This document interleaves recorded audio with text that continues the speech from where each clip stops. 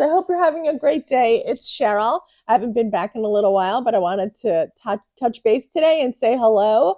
For those of you who don't know me, I'm a physically disabled adult, and on the channel, we love to talk about aging and things that are difficult, things that are easy. If you love the content, hit subscribe because the more the merrier. And if you have anyone you want to share this with, please go ahead and do so. So, tonight, the first thing I have to do in honor of, it was March 11th, 2008, when my son had a total spinal fusion. And I've talked about that in some previous videos. And it was horrible, long surgery where they had to crack every one of his vertebrae and put titanium rods in his spine. And he was in the ICU and he was on a ventilator. It was awful, awful. And he was in ninth grade. It was, I don't know, 8 or 9 hour surgery, and he was in screaming pain for weeks and weeks and weeks. But during that hospitalization, I had been up for around 24 hours, and we were sitting in the ICU waiting room, knowing that he was coming out of surgery. And so I was just dozing off, laying on Bob for a little bit, when my mom's best friend, Marlene, who we call Auntie comes with this giant bag of food. And she starts pulling things out, and I see this round loaf, and she said, "Here, take a piece of this." And I said, "I don't know what it is." And she said, "It's Irish soda bread." And I said, I don't know what that is. She said, "Oh my gosh, you have to taste this." So in 2008, I started eating Irish soda bread this week, every year, sometimes for 2 weeks. I get them at different places. It is the most delicious thing in the whole world. And the Irish soda bread makes me think of my auntie, and it makes me think of my son getting through surgery. So, in honor of all of them, I have a new loaf of Irish soda bread, and I'm going to break into it tomorrow. I'm very excited. So, Irish soda bread, go ahead and have that. I was talking to Auntie before, and she said, "How are you feeling?" I said, "I'm great." She said, "No, come on, seriously, how are you feeling?" I said, "I'm fine." And she said, "I don't know if I should believe you or not." And I'm wondering how you all deal with that. I actually think most people don't want to know. They don't want to hear about your aches and pains. Everyone has aches and pains. They don't want to hear about what's going on in that detail. They just want to hear that you're okay. And honestly, I am okay. I had a remote appointment with my neurologist today, and we were tinkering with some meds.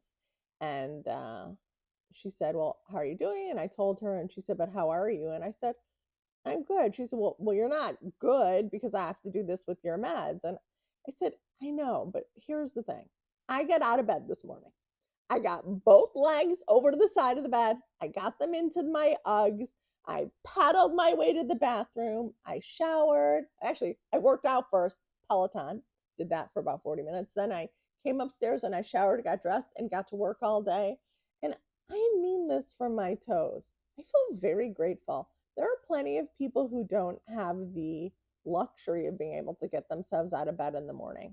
And so it's hard for me to complain when I know that I'm able on my own to get out of bed. Is it easy?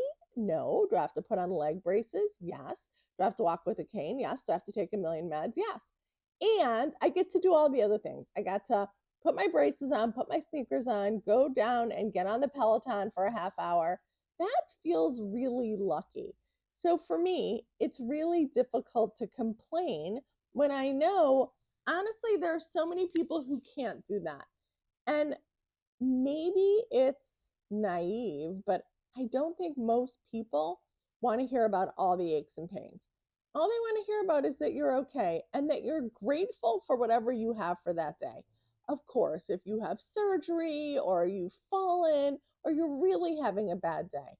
But I think for the most part, there are very few people who want to know the details of what's going on. So I have kind of different groups of friends, and my close inner circle will say to me, like my auntie, "Really, how are you doing?" And then I may answer, or I may just choose for that day to be really optimistic and say, "I'm great, I'm great." And then they know to leave me alone. They don't keep pushing. And I think that that boundary has helped me get through whatever's going on. And it's not that I felt so fabulous when I was talking to the doctor today, but I did feel happy. I choose to be happy in the morning when I wake up. When I can get these legs over the side of the bed and get them into the Uggs, I feel like I have won a prize in the morning. So it's just my outlook, and it's how you appreciate what you can and can't do. I will never run a marathon. Not going to happen. I'm not going to go skiing. I'm not going to go ice skating. I'm not going to do any of that. But I can get out of bed and go get on a Peloton, and I know how lucky and blessed and fortunate I am. So I'm just wondering how everyone deals with this. How do you talk about it with friends and family?